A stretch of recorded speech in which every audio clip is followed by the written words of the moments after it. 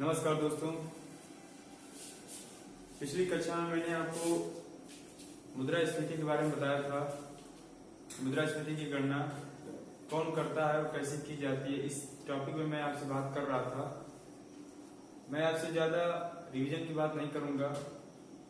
मैं आपसे यह बताना चाहता हूँ, वनडे लेवल के एग्जाम तक आपको मैंने यह बताया था कि मुद्रास्फीति की गणना वर्तमान में एनएसओ के द्वारा की जाती है। यहाँ तक ठीक है और आप लोग के लिए परिपूर्ण है, लेकिन मैं चाहता हूँ कुछ आप लोग इसके अलावा भी जो चीज जाने, ताकि आप अदर एग्जाम जो दें उसमें ये प्रश्न आएगा ही आएगा, इतनी बात जान लीजिए, ठीक है।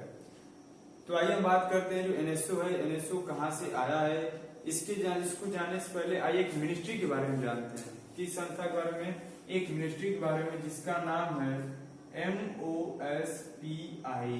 क्या नाम है भाई? Ministry of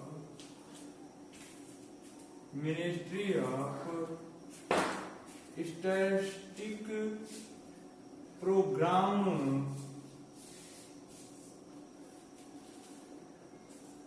implementation.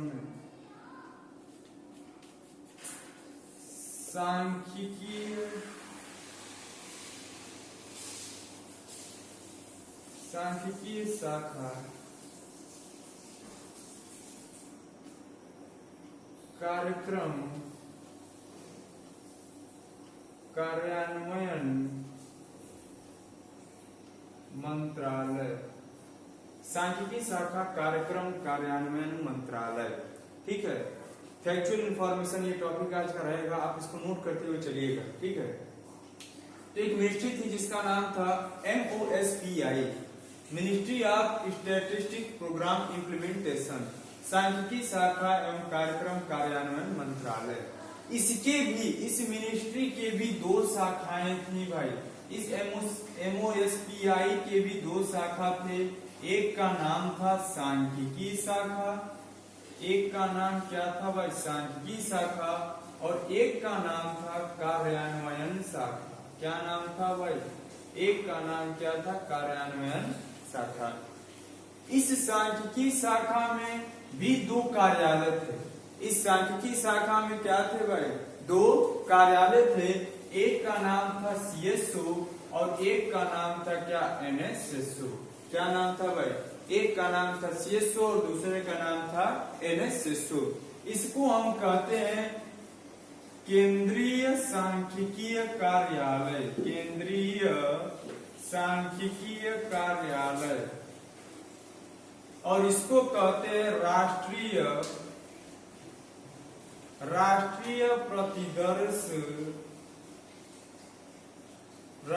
प्रतिदर्श सर्वेक्षण कार्यालय। इस सांख्यिकी शाखा के अंदर भी दो कार्यालय थे। एक का नाम था CSO और दूसरे का नाम क्या था? NSSO। यानी एक का नाम था केंद्रीय सांख्यिकी कार्यालय और एक का नाम था राष्ट्रीय प्रतिदर्श सर्वेक्षण कार्यालय नाम था। आइए देखते हैं इसके बारे में आइए थोड़ा सा जानते हैं, नोट करते हुए चलिएगा भाई। ये जो CSO था, क्या नाम है? CSO की स्थापना भाई 1951 में हुई थी। कब हुई थी? 1951 में। इसका मुख्यालय कहाँ था भाई? CSO का मुख्यालय नई दिल्ली था। क्षेत्रीय मुख्यालय कहाँ था? क्षेत्रीय मुख्यालय कोलकाता था। क्या था भाई? क्षेत्रीय मुख्यालय कोलकाता था। और इसका कार्य क्या था? तो इसका कार्य था गणना का कार्य करना। क्या कार्य करना था? गणना का कार्य करना। और किस प्रकार की गणना का कार्य? जैसे GDP की गणना हो गया, राष्ट्रीय आय की गणना हो गया, प्रति व्यक्ति आय की गणना हो गया, औद्योगिक उत्पाद सूचकांक की गणना हो गया, औद्योगिक उत्पाद सूचकांक की गणना हो गया। ये मुख्य कुछ गणनाएं थी जिसका कार्य कौन करता था भाई? इन गणना का कार्य सीएसओ कार्यालय के द्वारा की जाती थी, जिसको हम कहते हैं केंद्रीय सांख्यिकी कार्यालय। और एक था एनएसएसओ, क्या नाम था भाई? एनएसएसओ, जिसको मैंने अभी आपको बताया राष्ट्रीय प्रतिदर्श सर्वेक्षण कार्यालय। इसकी स्थापना 1950 में हुई थी। इसका मुख्यालय कोलकाता में था। क्षेत्रीय मुख्यालय इसका कहाँ था भाई? नई दिल्ली में था। और इसका भी कार्य क्या था? गणना का कार्य ही करना था। इसका भी कार्य क्या था? गणना का कार्य ही करना था। लेकिन यह किस प्रकार की गणना करता था? जो भी असंगठित क्षेत्र में जो भी लोग काम करते थे, मैंने आपको असंगठित क्षेत्र के बारे में बताया था, वो कौन सी अर्थव्यवस्था थी? बुरी अर्थव्यवस्था, जिसको मैंने कहा था ग्रे इकोनॉमी। बुरी अर्थव्यवस्था का मतलब असंगठित क्षेत्र के अंतर्गत काम करने वाले जो लोग आते हैं वो इस अर्थव्यवस्था के अंतर्गत आते हैं।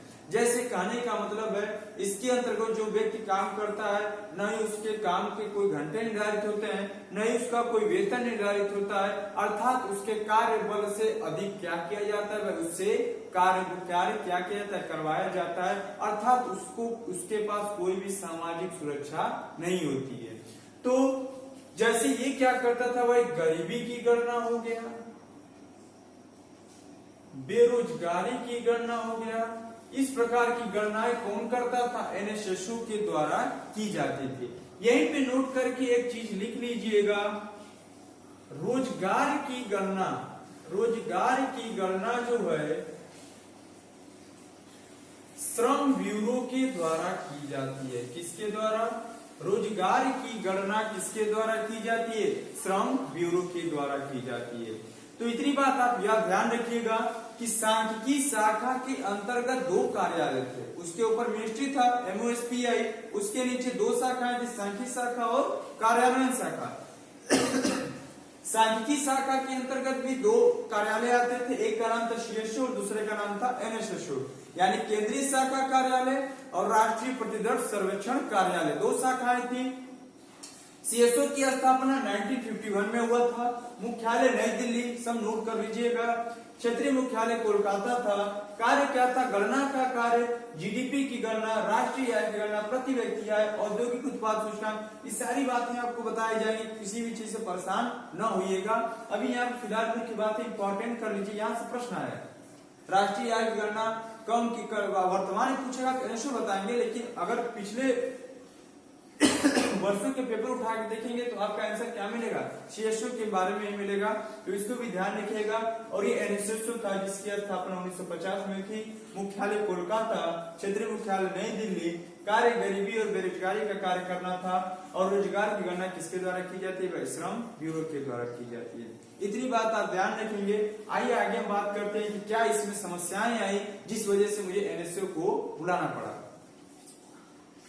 तो समस्या की अगर मैं बात करूं तो क्या होता था, कुछ गणना ऐसी थी, जैसे मान लीजिए गरीबी की गणना, इन दोनों में ओवरलैप हो जाता था। क्या हो जाता था? एक दूसरे पर ऊपर, मतलब ओवरलैप का मतलब क्या होता है? किसी भी एक दूसरे के ऊपर किसी वस्तु का आ जाना। तो मान लीजिए गरीबी की गणना कभी कभार सीएसओ के द्वारा हो जाता था और कभी जीडीपी की गणना एनएसएसओ के द्वारा हो जाती थी। यानी इसमें जो गणना का कार्य था दोनों का अलग अलग था, लेकिन कभी कभी क्या हो जाता था, इन दोनों को एक में लेके गणना की जाती थी, जिससे हमको परेशानी होती थी। इस वजह से मैंने क्या किया? एक समिति का गठन किया। क्या किया मैंने? एक समिति का गठन किया और उस समिति का नाम था रंगराजन समिति। उस समिति का क्या नाम था भाई? एक समिति का गठन किया और उस समिति का नाम था रंगराजन समिति। 2000 में हम लोगों ने एक समिति का गठन किया जिस समिति का नाम था रंगराजन समिति।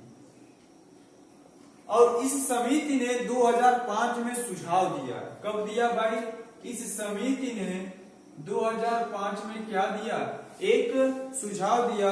और वह सुझाव क्या था? इन्होंने 2 संस्थान थे, इसके पहले एक 2 संस्थान थे, एनएससी और एक था आईएसआई।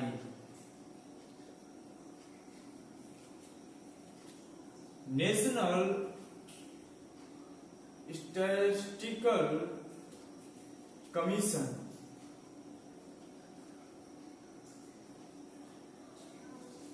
राष्ट्रीय सांख्यिकीय आयोग, और एक था इंडियन स्टैटिस्टिकल इंस्टीट्यूशन,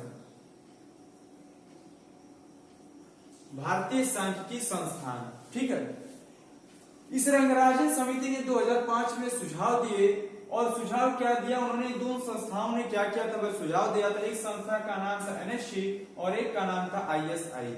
एनएससी का मतलब होता है नेशनल स्टैटिस्टिकल कमीशन, राष्ट्रीय सांख्यिकी आयोग, और एक था आईएसआई इंडियन स्टैटिस्टिकल इंस्टीट्यूशन, भारतीय सांख्यिकी संस्थान। ठीक है, इन दोनों ने सुझाव दिया, ये जब ओवरलैप की कंडीशन आ रही है, इस वजह से इन दोनों ने क्या किया भाई, इन दोनों ने कहा कि सीएसओ प्लस एनएसएसओ, इन दोनों का क्या किया जाए भाई, इन दोनों का विलय करके एक नई संस्था बना दी जाए, जिस संस्था का नाम क्या था भाई, एनएसओ। क्या नाम था, एनएसओ, नेशनल स्टैटिस्टिकल, इसका नाम क्या था भाई, एनएसओ के द्वारा क्या किया जाता था, इस समय इसकी गणना की जाती है। तो आप इसको ध्यान में रखिएगा कि वर्तमान में अगर आपसे कोई पूछ दे कि मुद्रास्फीति की गणना कौन करता है, तो आप क्या बताएंगे, एनएसओ के द्वारा की जाती है। और इसको किस समिति ने सुझाव दिया था, तो रंगराजन समिति के सुझाव पर क्या हुआ था भाई, इसकी गणना हम लोग करते हैं। आप लोग आज के टॉपिक में इतनी बातें क्या करेंगे, ध्यान देंगे। आज का टॉपिक मेरा क्या था भाई, एक बार फिर से मैं रिवाइज कर दे रहा हूँ। कुछ फैक्चुअल इन्फॉर्मेशन था, ताकि आप लोग क्या करें, लिख कर इसको नोट कर सकते हैं। और मैंने आपको यह बताया कि मुद्रास्फीति की गणना जो आप लोग जानते हैं वर्तमान में एनएसओ के द्वारा की जाती है। इसके पहले क्या था, तो इसके पहले क्या था भाई, एक मिनिस्ट्री थी एमओएसपीआई। क्या नाम था भाई, ministry of statistical programme implementation. मैंने आपको यह संस्थान बताया था। इसके अंतर्गत भी दो संस्थाएं थी, एक सांख्यिकी शाखा और दूसरा क्या था, कार्यान्वयन शाखा। सांख्यिकी शाखा के अंतर्गत भी दो कार्यालय थे, एक का नाम था सीएसओ और दूसरे का नाम क्या था भाई, एनएसएसओ। सीएसओ को मैंने आपको बताया था केंद्रीय सांख्यिकी कार्यालय, और एनएसएसओ को मैंने क्या बताया था भाई, राष्ट्रीय प्रतिदर्श सर्वेक्षण कार्यालय। इस सीएसओ की स्थापना भाई आपको पता है कब की गई थी, 1951 में। मुख्यालय नई दिल्ली, क्षेत्रीय मुख्यालय कोलकाता। दोनों में देखिए, एक याद कर लेंगे तो दूसरा क्या हो जाएगा, अपने से ही याद हो जाएगा। देखिए मैं फिर से रिवाइज नहीं करने जा रहा हूँ, आप लोग इसको नोट कर लीजिएगा और इसको क्या कर सकते हैं, आप लोग याद कर सकते हैं। ठीक है, आइए हम बात करते हैं मुद्रास्फीति की गणना आप लोग जान के कौन करता है। ठीक है, आप लोग यहीं पे एक चीज और जान लीजिए कि मुद्रास्फीति की गणना कैसे की जाती है।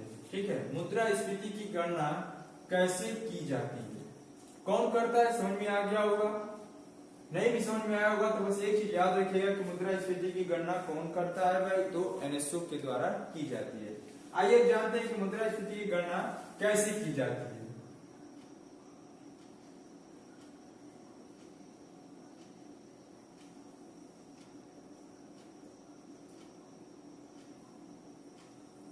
देखिए, पीएन का मतलब होता है, देखिए मुद्रास्फीति की गणना है,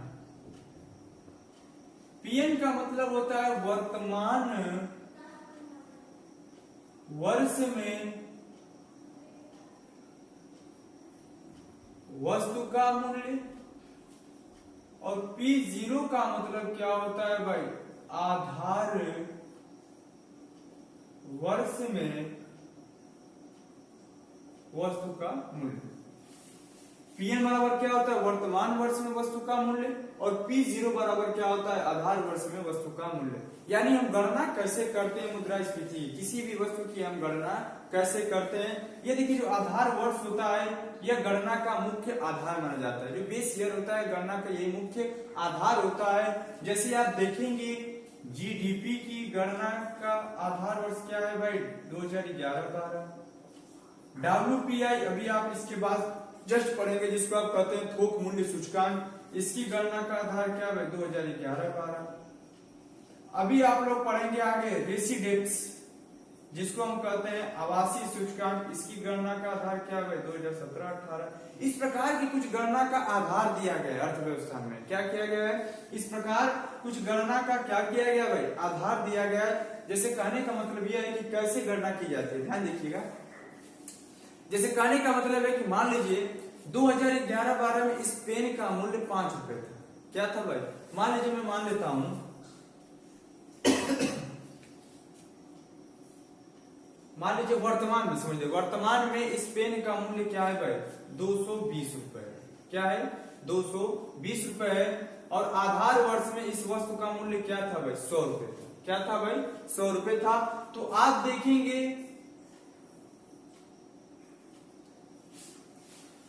जैसे ये नहीं समझ में आ रहा है तो इसको समझ लीजिएगा। मान लीजिए 2011-12 में इस पेन का मूल्य 5 रुपए था। कितना था भाई, 2011-12, ये आधार वर्ष, ये आधार वर्ष डिसाइड किया जाता है किसी वस्तु को निकालने के लिए। तो इस पेन का मूल्य क्या था भाई, 5 रुपए था। और वर्तमान में अगर मैं बात करूं, जैसे अभी चल रहा है, मान लीजिए 2017 में अगर मैं इस पेन का मूल्य बताऊं तो 5 से बढ़कर मैं कह सकता हूं 10 रुपए हो गया। कितना हो गया, 10 रुपए हो गया। तो आप इससे क्या जानकारी प्राप्त करते हैं कि इस पेन के औसत भारांश में, इस पेन के औसत भारांश में 5 गुना की क्या हुई है भाई, वृद्धि हुई है। क्या हुआ है, इस पेन के औसत भारांश में कितने गुना की वृद्धि हुई है भाई, 5 गुना की वृद्धि हुई है। तो हम गणना कैसे करते हैं, इसी के आधार पर गणना करते हैं कि थोक मूल्य सूचकांक को मान लीजिए 697 कुल वस्तुएं हैं, उन वस्तुओं की गणना कैसे करते हैं। तो WPI का आधार वर्ष 2011-12 है और उस वस्तु में जितने भी प्राथमिक वस्तुएं आते हैं, खाने पीने से संबंधित बिस्कुट, पेन, कलम, स्याही, जो भी चीजें आती हैं, उनका वर्तमान में मूल्य देखा जाएगा और उनका देखेंगे कि आधार वर्ष में उस वस्तु का मूल्य क्या था। उसके आधार पर क्या करते हैं, वस्तु की गणना करते हैं। ठीक है, तो मुद्रास्फीति की गणना इसी प्रकार से की जाती है। किस प्रकार से, Pn/P0 into 100 के द्वारा हम क्या करते हैं, इसको हम कैलकुलेट करते हैं। आप इसको याद रखिएगा कि मुद्रास्फीति की गणना कौन करता है और कैसे की जाती है। इतनी बातें मैंने आपको क्या बताई थी, आपको बताई थी। और इसी चीज पे एक और चीज याद रखिएगा, 2016 में उर्जित पटेल ने क्या किया था भाई, उर्जित पटेल ने सामान्य मुद्रास्फीति की दर को परिभाषित किया था। क्या क्या था भाई, 4 में 2 घटाएंगे 2 बचेगा और 4 में 2 जोड़ेंगे तो क्या होगा, 6 होगा। तो 2% से लेकर 6% तक अगर मुद्रास्फीति की दर है, 2% से लेकर अगर 6% तक अगर मुद्रास्फीति की दर है, तो इस प्रकार की मुद्रास्फीति की दर को हम सामान्य मुद्रास्फीति की दर कहते हैं। उन्होंने सामान्य दर की क्या की थी, सामान्य मुद्रास्फीति की दर को परिभाषित किया था कि अगर मुद्रास्फीति की दर 2 से लेकर 6% है तो उसको हम क्या कहते हैं भाई, समान। अगर मुद्रास्फीति की दर